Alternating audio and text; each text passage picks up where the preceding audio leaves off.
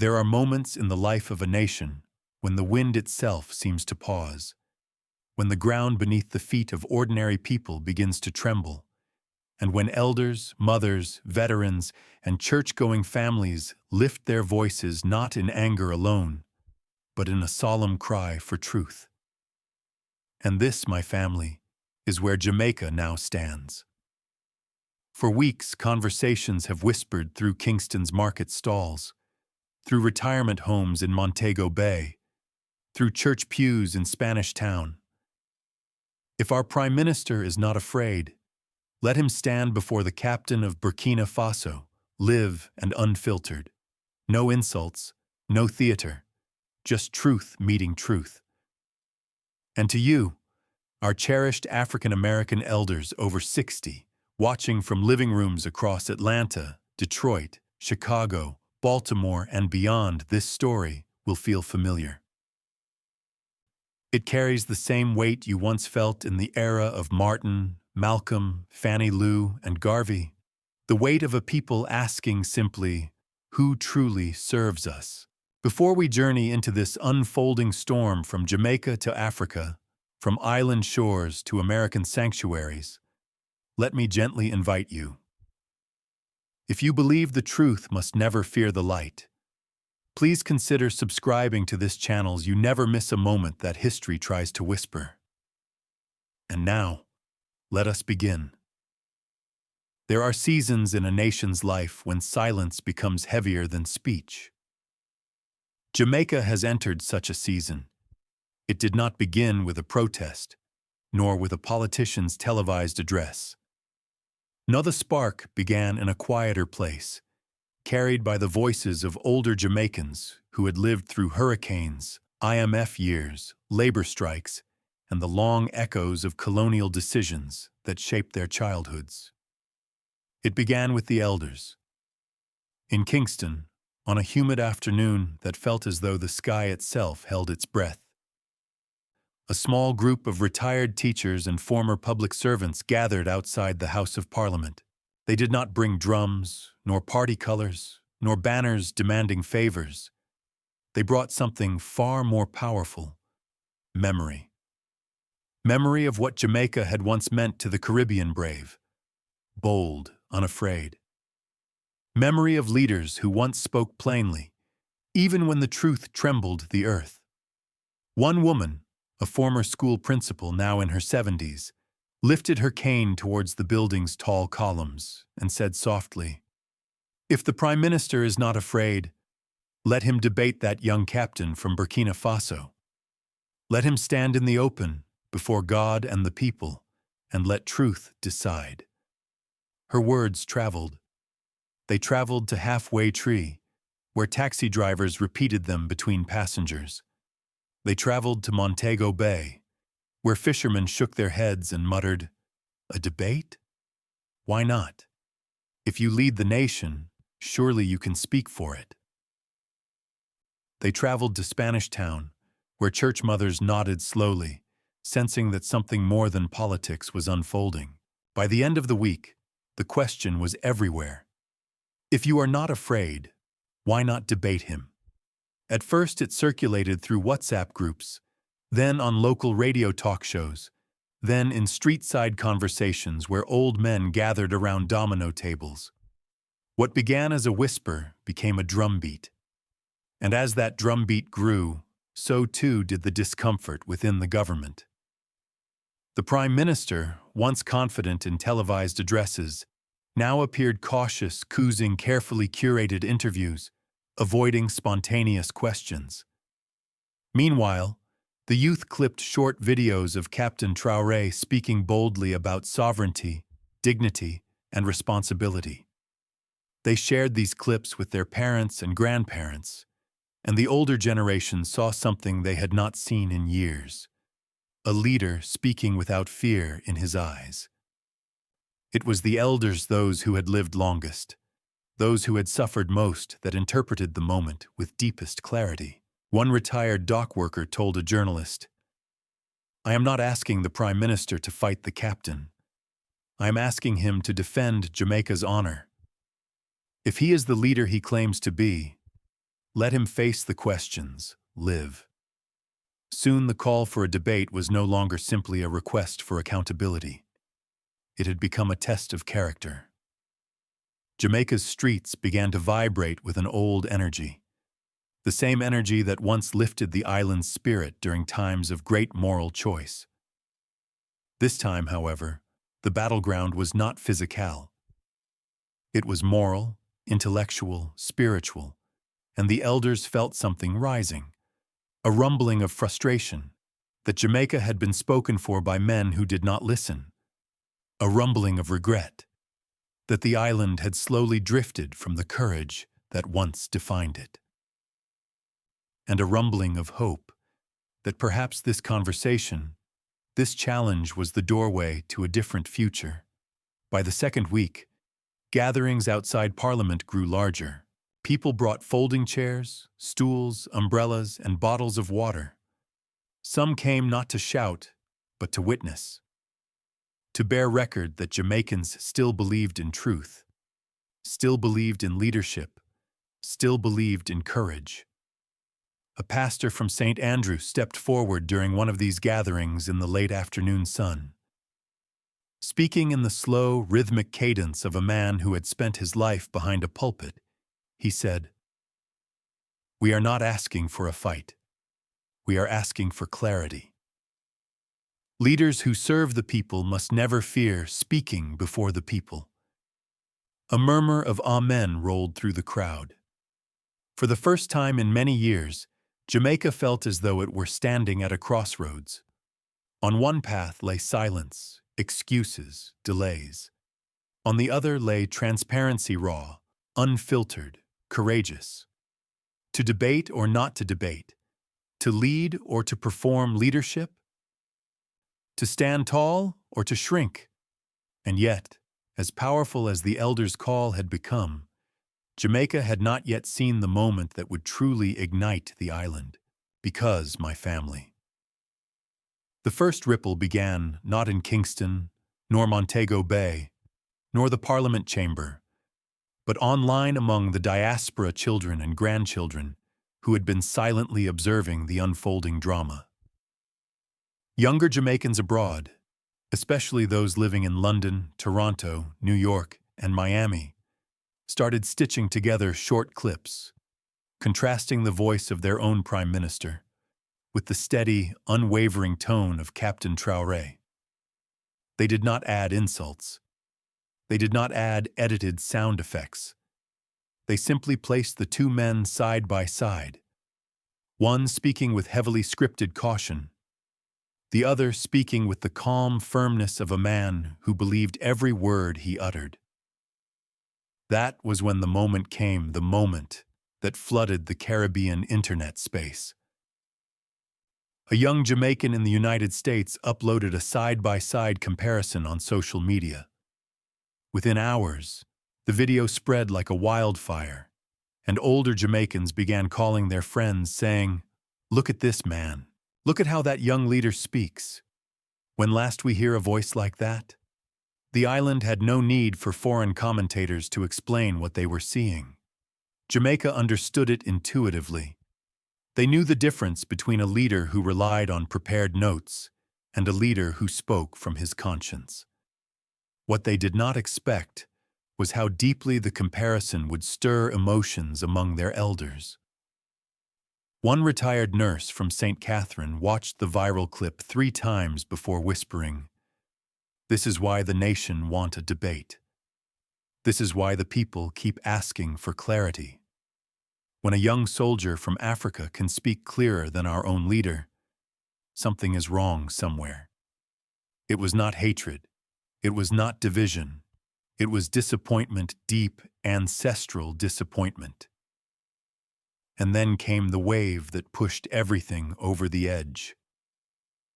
International commentators, some from Africa, some from the Caribbean diaspora, and even a handful from Latin America began discussing Jamaica's internal demand. Some applauded it. Some mocked it. Some analyzed it like a political experiment.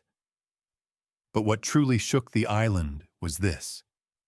Every time global voices commented on Jamaica's affairs, Jamaicans themselves became more united in their demand for accountability. It felt as if the world had placed a mirror before them, and for the first time in decades, they could clearly see how their leadership looked through the eyes of outsiders. Amid the rising noise, a Jamaican radio host asked a pointed question on air. Why is the Prime Minister avoiding the debate? If he is confident, let him step forward. That challenge ignited the talk shows, the churches, the barbershops, and the verandas. Lifelong supporters of the ruling party found themselves struggling to defend the Prime Minister's hesitation. Opposition supporters, instead of attacking, simply folded their arms and said, "All we want is a conversation. Just talk to the people, man." But the moment that truly turned the tide came surprisingly from an unexpected place, a small local church service in rural Clarendon. A visiting preacher, known for his slow, powerful delivery, paused halfway through his sermon. He closed his Bible gently, looked across the congregation, and said, "People of Jamaica, when a leader fears questions, he fears the truth. When a leader fears the people, he fears his own history. And when a leader fears comparison, he fears accountability." Those words traveled faster than any political advertisement. By nightfall, they were repeated on talk shows, quoted across social media, and shared in WhatsApp family groups from Kingston to Birmingham. Elders who had never used the internet found themselves listening to voice messages from their grandchildren abroad, saying, "Grandma, listen to this pastor. Tell me if he lying." And then came the moment that electrified the entire conversation, the moment people everywhere were talking about, the moment that online communities called the Ibrahim Traoré reaction. When individuals saw clips of the Montego Bay leader responding to journalists, speaking with steady eyes and unshaken tone, many Jamaicans felt a jolt of comparison that cut deeper than they expected. They were not comparing age. They were not comparing military background. They were comparing spirit. And in that comparison, they felt the spiritual weight of a question they could no longer avoid. Why does our leader seem afraid of an open conversation? That question echoed like thunder across households. It echoed through market stalls. It echoed through church gatherings. It echoed even through political party bases, where longtime supporters exchanged uneasy glances. For older Jamaicans, especially those raised in times of stronger political courage, this moment awakened something ancient within them, a desire not for conflict, but for truth. A longing for leaders who spoke with moral clarity. A yearning for the island to stand tall again, unashamed before the world. And as that yearning grew, so did the pressure on the Prime Minister. Advisors scrambled. Spokespeople issued cautious statements. Some suggested the challenge was beneath the dignity of a head of government.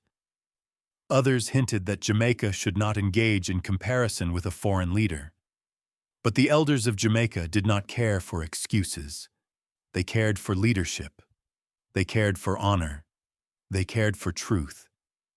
And truth, in that season, demanded accountability. The Prime Minister could no longer dismiss the call, nor could he ignore the swelling tide of public sentiment. Jamaica's political atmosphere tightened like a drum skin. Because something was coming, something the entire nation would soon witness, something that would push this unfolding story into a new and unexpected direction. And family, the world had not seen anything yet. The real shock was still ahead. The storm that followed did not begin with anger. It began with embarrassment.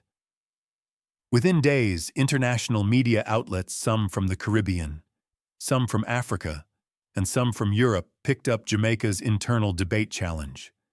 Headlines began circulating. Jamaicans question their leader's confidence. Island calls for open debate amid growing doubts. Caribbean citizens demand transparency from their PM. And Jamaica felt the weight of the world's gaze. For decades, Jamaicans had carried pride in the island's reputation. Small nation, mighty voice, small population, global impact. But now the global conversation pressed a question that cut deeply. Why does Jamaica's Prime Minister hesitate? The older generation, those who had lived through Michael Manley's speeches, those who remembered the fire of Garveyism taught in school, felt an ache. The ache of a nation that once stood with shoulders squared, now appearing uncertain when questioned. A retired civil servant from Mandeville told a community meeting, "We used to walk with courage, you know. Jamaica never afraid of nobody. But look how the world watching us now is like they waiting to see if we still have backbone." Her words carried a pain that was older than politics, a pain rooted in identity. Across the Caribbean, countries began to comment. In Barbados, a political radio host suggested that Jamaica might be experiencing a leadership crisis. In Trinidad, callers to a morning program debated whether Caribbean leaders should be held to African standards of accountability, referencing the Bay captain's style without naming him directly. In Haiti, commentators tied the Jamaican debate conversation to broader questions of regional governance.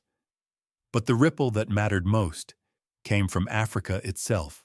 A Ghanaian journalist wrote an opinion piece titled, "When Jamaica Demands Courage, the World Should Listen." The article argued that Caribbean nations were awakening to a global shift in leadership expectations, and that Jamaica's elders were expressing something deeper than politics. A cry for moral clarity. That article traveled far beyond Accra. It landed in WhatsApp groups across Jamaica. It landed in diaspora Facebook circles. It landed in discussions among older church communities. And it stirred something that many Jamaicans had been struggling to articulate. That stirring reached its peak in what commentators quietly labeled the Ibrahim Traoré moment, the precise instant when Jamaicans realized that their demand for a debate was no longer about winning or losing, nor about party lines, nor about international comparisons. It had become a symbolic test of Jamaica's moral courage. Even political loyalists felt the tension. One long-standing supporter of the ruling party admitted on radio, "I vote for the Prime Minister, yes. But me cannot defend this silence. If the people want answers, he must step out and face them. Is that simple?" And so the nation entered a psychological crossroads. 3 emotional waves began to shape the country. First, anger, not the destructive anger of mobs, but the righteous anger of a people who felt misrepresented. Anger that leaders seemed more concerned with optics than honesty. Anger that Jamaica's dignity, earned through generations of struggle, was now being questioned abroad. Second, regret that the island's political class had drifted so far from the transparency once expected of them. Regret that elders had to beg for what should have been given freely accountability. Regret that the world now saw hesitation where bravery once lived.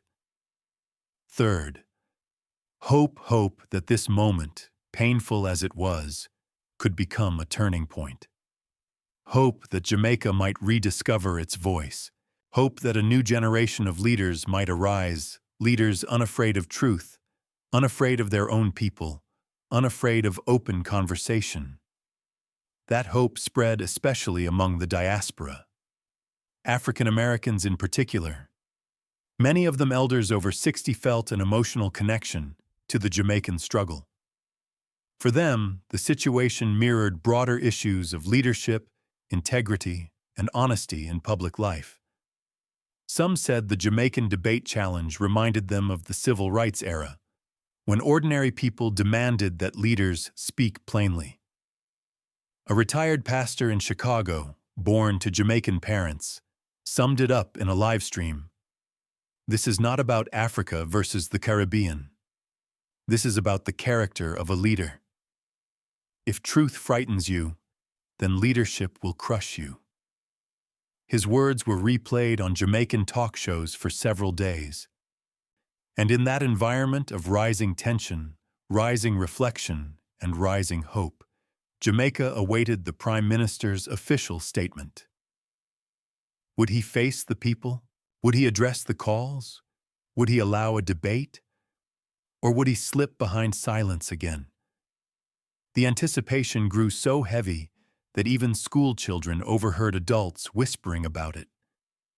By the time Parliament reconvened, the country felt as though it were sitting on the edge of a cliff, waiting not for politics, but for revelation. Because Jamaica understood something now. This was no longer just a political request. This was a national test of honesty. And the moment of truth, the moment everyone had been waiting for, was about to arrive. But family, the next voice that entered the conversation came from neither Jamaica nor Africa, and it changed everything. Across the ocean, in the cities and small towns of the United States, the Jamaican debate demand began to echo in unexpected places. It reached African American elders through church live streams, Caribbean radio broadcasts, community newsletters in Harlem, and even conversations at senior centers in Baltimore, Detroit, and Philadelphia. For many of them, this unfolding moment was not simply a Jamaican political issue. It was a mirror. A mirror reflecting their own long history of asking leaders to speak plainly. A mirror reflecting the struggles of the civil rights era. A mirror reflecting every moment when transparency had been demanded, yet denied. In Atlanta, an elder who had marched in the 1960s watched the Jamaican news clips with his grandchildren. He leaned forward, tapping his walking stick on the floor, and said, "I know that look in a leader's eye. When a man dodges a question, he shows his weakness. When he meets a question head-on, he shows his soul." In Chicago's South Side, a retired schoolteacher from a Jamaican family explained to her church group that this was not merely a Caribbean event, but a global lesson. She said, "When Jamaica asks its leader to debate, the whole world hears a warning. We will not follow blindly." This is a message every democracy should pay attention to. Meanwhile, in Washington, D.C., analysts on small political podcasts began to discuss the situation with surprising seriousness. Some compared Jamaica's internal pressure to a rising wave of public accountability already seen in parts of Africa and Latin America.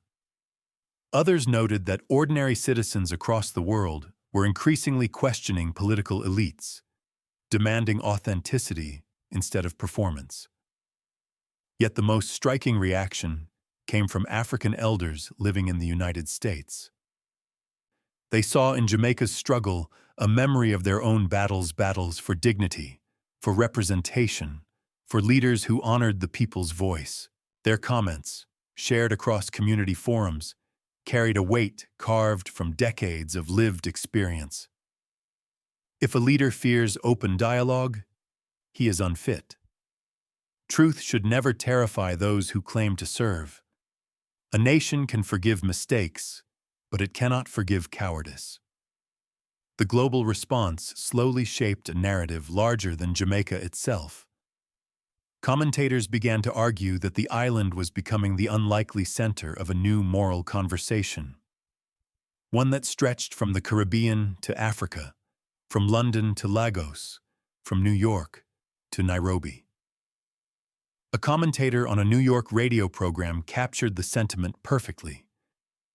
This is not about which leader is better. This is about whether leadership still belongs to the people.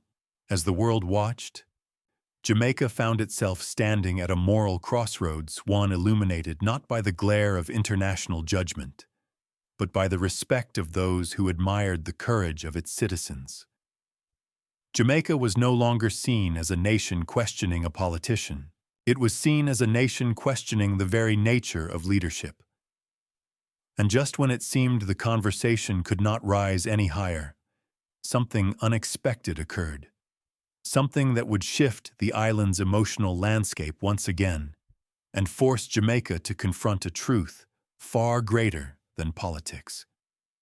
Because the next voice to enter this story was a voice Jamaica had not heard in a very long time. As the days unfolded, Jamaica found itself drifting not towards chaos, but towards awakening. For the first time in many years, the nation was not simply reacting to the decisions of its leaders. The people themselves were shaping the national direction. And the question hanging over the island like a gathering cloud was simple and unavoidably human. What happens next? 3 paths, like ancient roads carved into the hills of St. Andrew, began to emerge. The first path. The Prime Minister accepts the debate. Some Jamaicans believed this was the only honorable way forward. If the Prime Minister were to accept the challenge, step before the cameras, and speak without filters or prepared scripts, the nation might rediscover something it had lost: trust.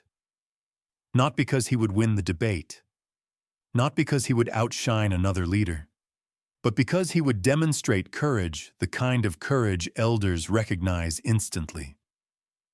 A retired police officer in St. Mary said it plainly: "We want spectacle.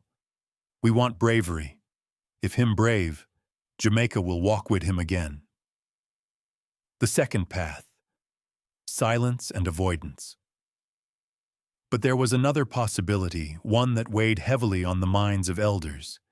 If the Prime Minister chose silence, hiding behind press statements and political aids, the nation's disappointment could deepen into disillusionment. A leader can survive criticism, mistakes, and even scandal. But he cannot survive the moment the people perceive fear. And this fear, if confirmed, would not only harm the leader, it would wound Jamaica's dignity before the world. A grandmother in Clarendon whispered during a prayer meeting, "When a leader duck questions, God's people lose faith." Her voice trembled with both sorrow and inevitability. The third path. A new generation steps forward.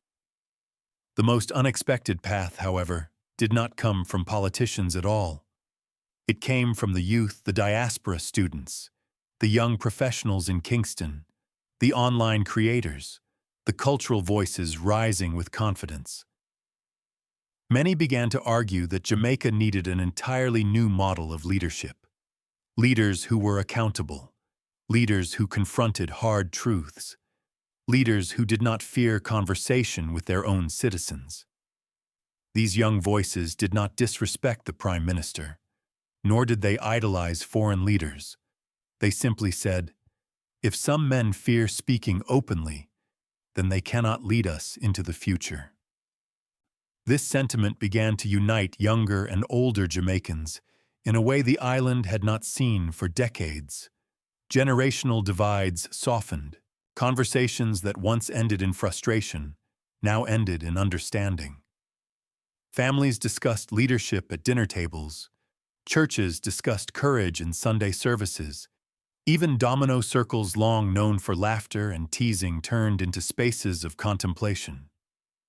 Jamaica was changing. And deep down, everyone sensed that the coming days would define not only a political moment, but a spiritual one. A test of national character, a test of unity, a test of courage. The question was no longer simply whether a debate would happen. The question was this: would Jamaica choose fear, or would Jamaica choose truth? Because, family, the island stood on the edge of a turning point so profound that even the world watching from afar could feel the trembling. And what happened next would not come from Parliament at all. And so, my family, after the noise, after the commentary, after the headlines and the street-side debates, Jamaica now stands at the quiet doorway where every nation must eventually stand. A doorway not of politics, but of character. A threshold not of slogans, but of truth. What began as a simple call for a public debate has become something deeper, something spiritual, something that echoes through Kingston's narrow lanes, through the hills of St. Elizabeth, through the diaspora homes of Atlanta, London, and Toronto, and through every place where Caribbean elders gather to speak wisdom. It has become a test of leadership itself. For the older generation watching, this season carries both pain and promise. Pain because they have seen leaders drift from courage. Promise because they sense a rising awareness among Jamaica's youth, a belief that truth should never fear daylight. Many elders across the world have said the same thing in different words. A leader who stands boldly will never lose the people. A leader who hides will lose even his own shadow. For some Jamaicans, this moment represents the first Ibrahim Traoré moment, a symbolic reminder that leadership must be grounded in honesty and purpose. For others, the second Ibrahim Traoré moment is the awakening itself. The moment the people realized their responsibility does not end at the ballot box. It continues every day, in every question they ask, in every standard they demand. And yes, many have reflected on the Ibrahim Traoré reaction, the steadiness of tone, the calmness of delivery, the clarity of conviction. But this reflection is not about imitation. It is about expectation, about the kind of courage Jamaica itself deserves from its own leaders. As Jamaica steps into the days ahead, the world watches with quiet respect. Not because of any rivalry, not because of any spectacle, but because Jamaicans, ordinary citizens, elders with trembling hands, youth with determined voice, have chosen to hold leadership to a higher standard. And now the question belongs to the people. What kind of leader do you want standing before your children? A leader who fears questions, or a leader who faces them? My beloved elders, if this story has stirred something in your heart, if it has reminded you of the dignity your generation fought to protect, then I ask you, gently and sincerely, share this message with someone who needs to hear it. Share it in your prayer group. Share it with your grandchildren. Share it with your friends who remember the old Jamaica, the brave Jamaica, the Jamaica that refused to bow to silence. And before we close this chapter, may I invite you with gratitude and respect to stay connected with us. If you believe that truth should always have a voice, please consider subscribing to this channel. Your presence strengthens this community more than you know. Should Jamaica insist on a live debate no matter the cost? And what does courage look like to you? Because the story is not ending. The story is beginning.